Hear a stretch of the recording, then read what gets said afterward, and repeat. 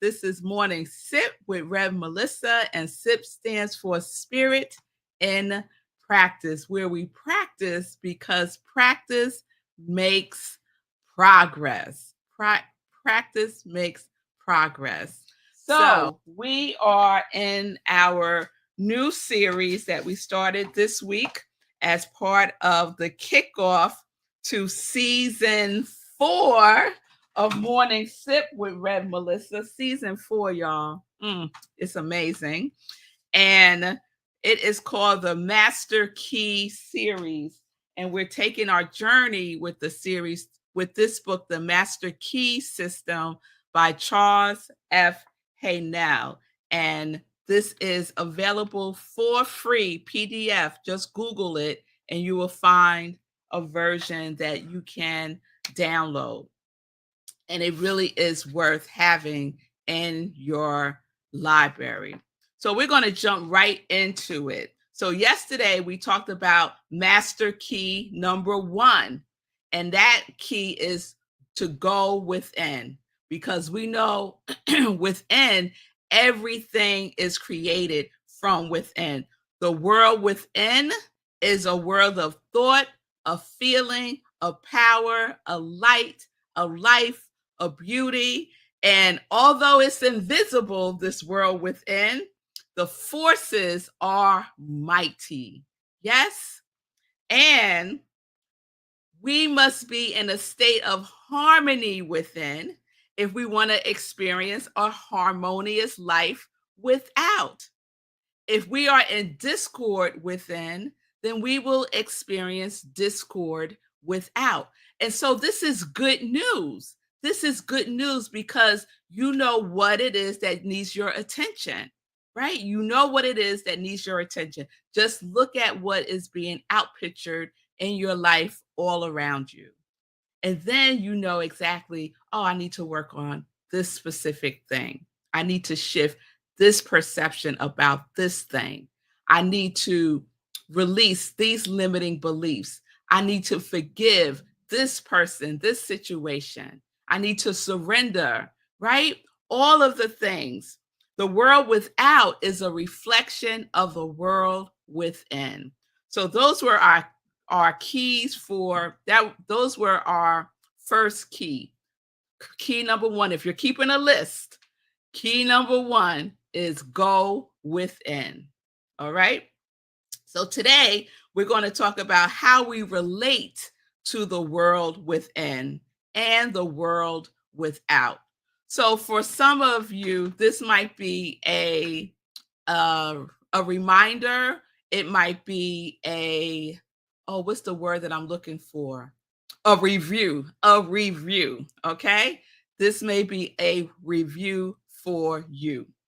So the world within, how we relate to the world within is through our mind, right? Through our mind. And know that there is only one mind. Although we might be talking about it in different aspects, know that there is one mind. We are of the one mind. We are of the one mind. We are not separate and apart from the one mind. The one mind is not over there and we're over here. We are all one in the one mind. Okay? All right. Now, how we relate to the world within is through our subjective mind, or we may know it as our subconscious mind. Yes? And the way that we relate to the world without is through our objective mind or our conscious mind. So I think all of us know this, right? All right. So I want to share a couple of things from the Master Key System book by Charles F. Haynell.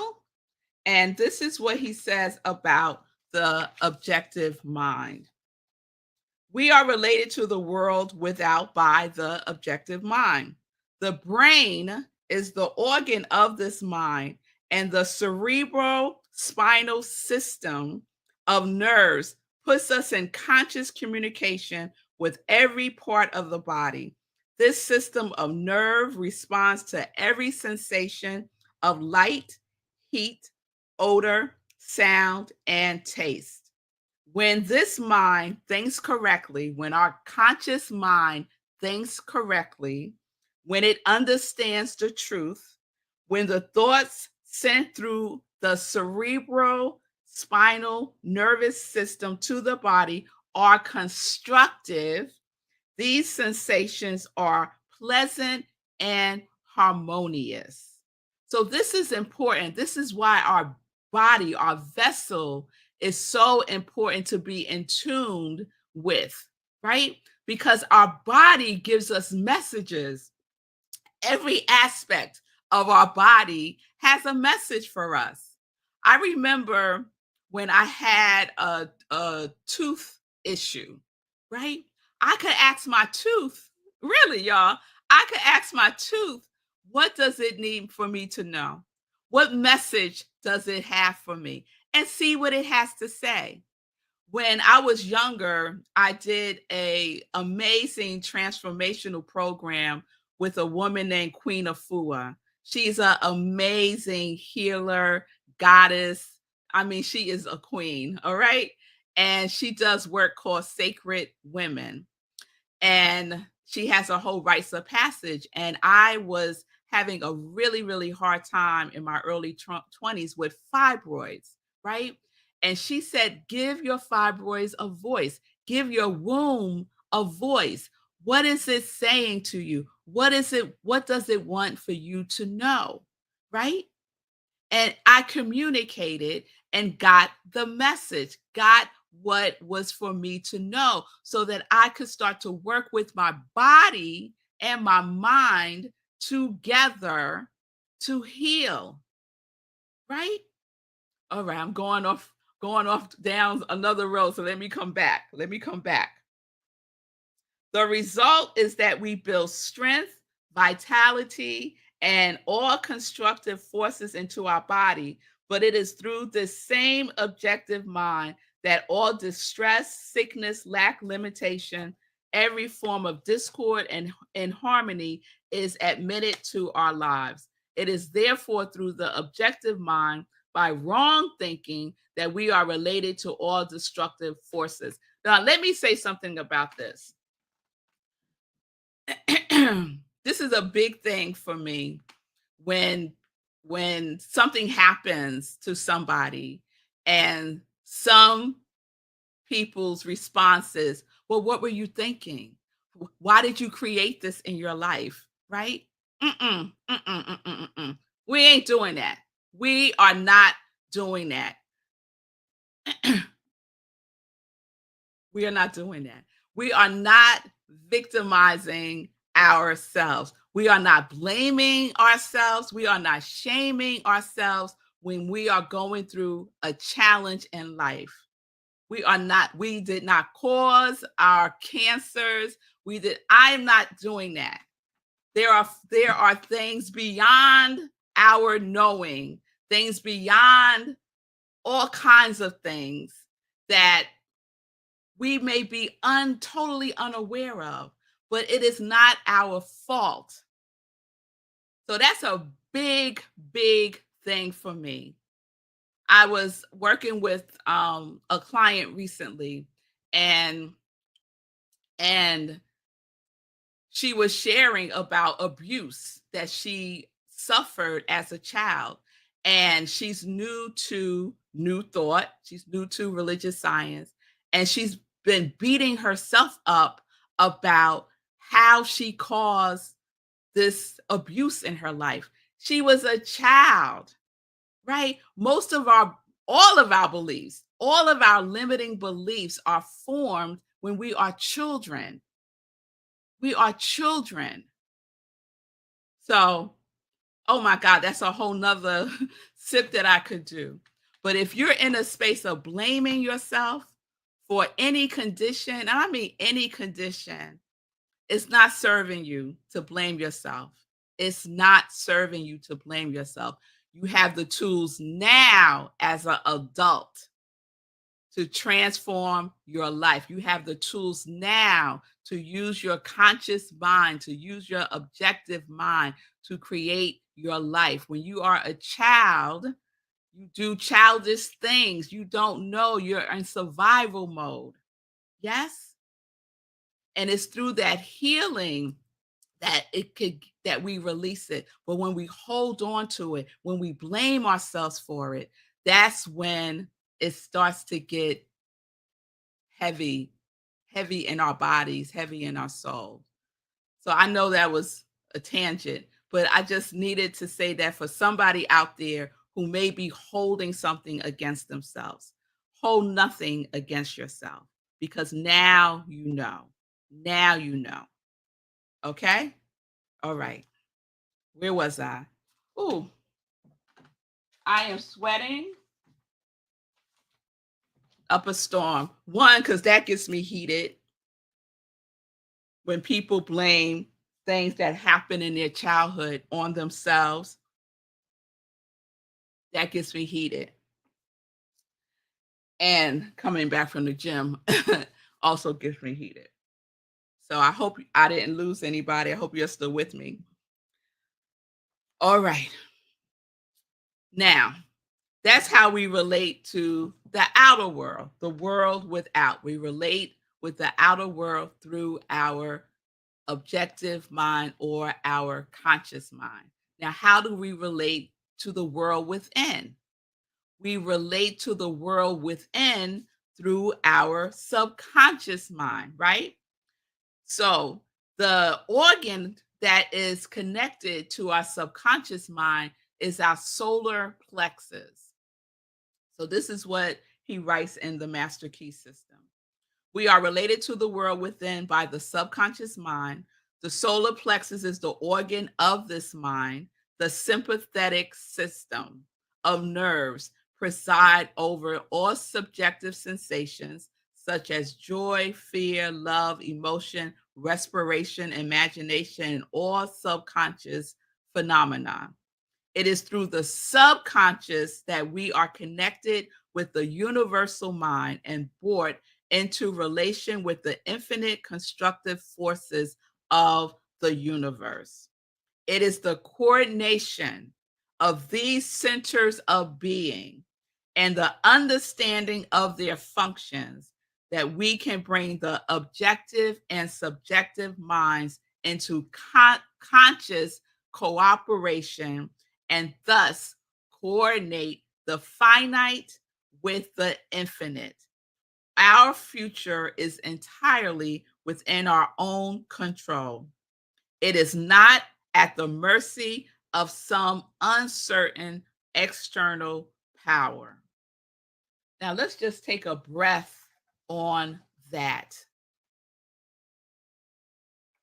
Using our conscious mind and our subconscious mind to create our lives. I think we all know this, right? The objective mind is our conscious mind. You could think about it as the seat of will, the seat of will. And our subconscious mind, you could think of it as the seat of habit, the storehouse of memories, the source of ideas and aspiration and imagination. It's harmonious with the universal mind. It's the place of yes. That's how I like to think about the subconscious mind. The subconscious mind says yes, yes, yes, yes, right? The conscious mind is the power of reasoning. It's the watchman at the gate, right? It's the watchman at the gate of our subconscious mind. Our conscious mind can let stuff in, our subconscious mind, right? It can impress upon our subconscious mind. We can use our conscious mind to impress upon our subconscious mind to shift limiting beliefs that no longer serve us. Yes? So, my question is, what are you using your conscious mind to impress upon your subconscious mind? What are you using your subconscious mind to impress upon your Did I say that wrong? What are you using your conscious mind to impress upon your subconscious mind? Think about your conscious mind as the bouncer at a club. So remember back in the day, you used to go to clubs and they would have bouncers at the front door, and the bouncer would basically determine who got in and who got out, right? That's your conscious mind. And inside, on the other side of the door in the club, is your subconscious mind, right? And your subconscious mind is just doing what it does, just waiting. Let's see who's going to come in. Let me see who I'm going to dance with today, right? That's your subconscious mind. Oh, this is my song. Yeah, I love all the songs. Let me see who's going to get in. Let me see who's going to get in, right? And the bouncer is your conscious mind. So here comes on the line. Let me see who's on the line. Oh, there goes doubt and fear.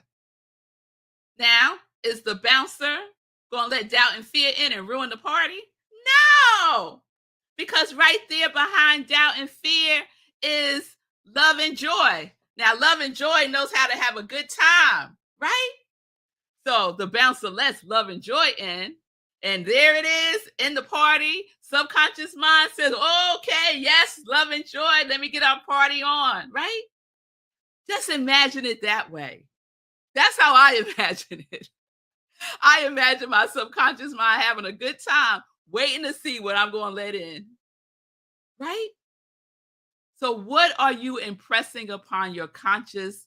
What are you using your conscious mind to impress upon your subconscious mind?